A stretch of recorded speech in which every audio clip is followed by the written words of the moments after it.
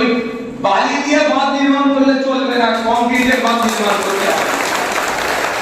এটাই যারা করে কামড়ে খায়। বালির বাঁধ কেন করে রেখেছে? করে কামড়ে খাওয়ার জন্য।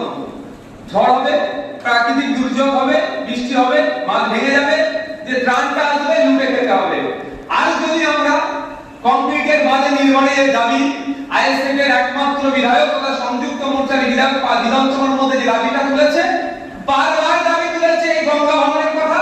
এই শামসেরগঞ্জ থেকে শুরু করে, বেনুয়াটলা থেকে শুরু করে, পাঞ্জাবতলা থেকে শুরু করে মুর্শিদাবাদ, মালদা যে দাবিটা তুলেছে, এই দাবি একবার আমি তুলেছি, বাধ্য হয়ে রাজ্য সরকার একটা রেজুলেশন এনেছিল কিন্তু বিধানসভার মধ্যে একটা টিম দিল্লি পাঠাবে কেন্দ্রীয় সরকারের সাথে কথা বলার জন্য, বাধ্য হয়েছিল।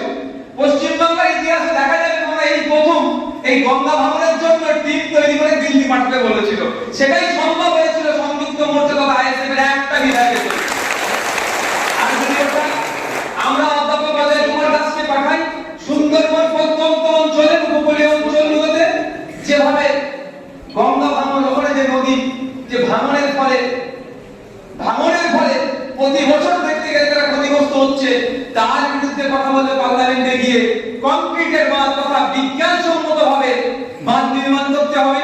তার বিজ্ঞানসম্মতভাবে রক্ষণাবেক্ষণ করলে তাহলে এই গঙ্গা ভাঙনের কবলে আমাদের মুর্শিদাবাদ, মালদা লোকের জমি আর যাবে না।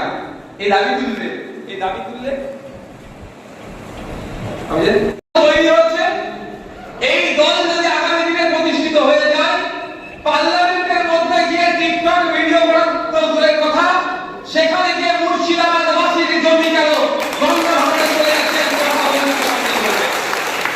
পার্লামেন্টে গিয়ে বলবে যে মুর্শিদাবাদের ইতিহাস দেখুন, দেশ স্বাধীন হওয়ার পরেও কিন্তু মুর্শিদাবাদ বিচ্ছিন্ন হয়ে যাওয়ার পরেও কিন্তু ফিরে এসেছে। সেই মুর্শিদাবাদ এখনো কেন পিছড়ে বর্গের জেলার মধ্যে আছে? মুর্শিদাবাদ দেশ স্বাধীন হওয়ার পরেও কেন এখনো পর্যন্ত কেন্দ্রীয় বিশ্ববিদ্যালয় পেল না? এর আওয়াজটা আমাদের হাবিব শেখ জিয়াউল্লাহকে আটকাতে হবে।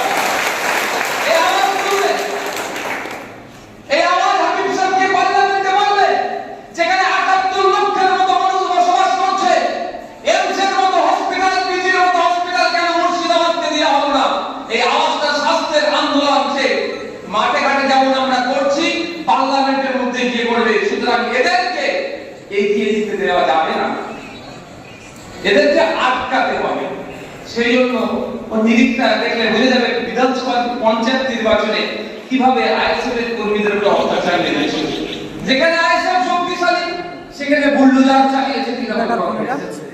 ওখানে অনেক বিরোধী দল আছে, আমি তাদের যে কিছু ক্ষতি করে না বলে আমি খুশি হচ্ছি না, এসব আমরা দুঃখ পাচ্ছি না। আমি তারা অন্তত সেফ জোনে ছিল, থাকুক, কিন্তু সেফ জোনে থাকলে তারা প্রশ্ন থেকে যাচ্ছে। একটা প্রশ্ন থাকছে না আমাদের মাথায় ভাই, যে শুধু বিরোধী তো অনেক আছে নয়, ব্লকের নেতাদের দায়িত্বটা বেশি, কারণ তাদেরকে আমরা সরাসরি বলছি। জেলা নেতাদের দায়িত্বটা বেশি, সরাসরি আমরা তাদের কাছ থেকে চার্জ করছি যে কাজটা নাকি সম্পূর্ণ কবে হবে। কিন্তু মিটিং মিছিল যখন আগামী দিনে হবে, মাঠ ভর্তি করা থেকে শুরু করে ভোটের দিনে আপনার বুথ দখলকে আটকানো থেকে শুরু করে বুথ জ্যামকে আটকানো থেকে শুরু করে মানুষকে বুথ দেওয়া অংশ পিছিয়ে থাকে না। তাই আপনাদের বলবো, আসন্ন লোকসভা নির্বাচনে ইন্ডিয়ান সেকুলার ফ্রন্ট যদি মুর্শিদাবাদ থেকে ভালো রেজাল্ট করে, নওশাদ সিদ্দিকীর কৃতিত্ব থাকবে না। সব থেকে প্রথম কৃতিত্ব হকদার যারা হবে, যারা মুসলিম লিডার মজলুস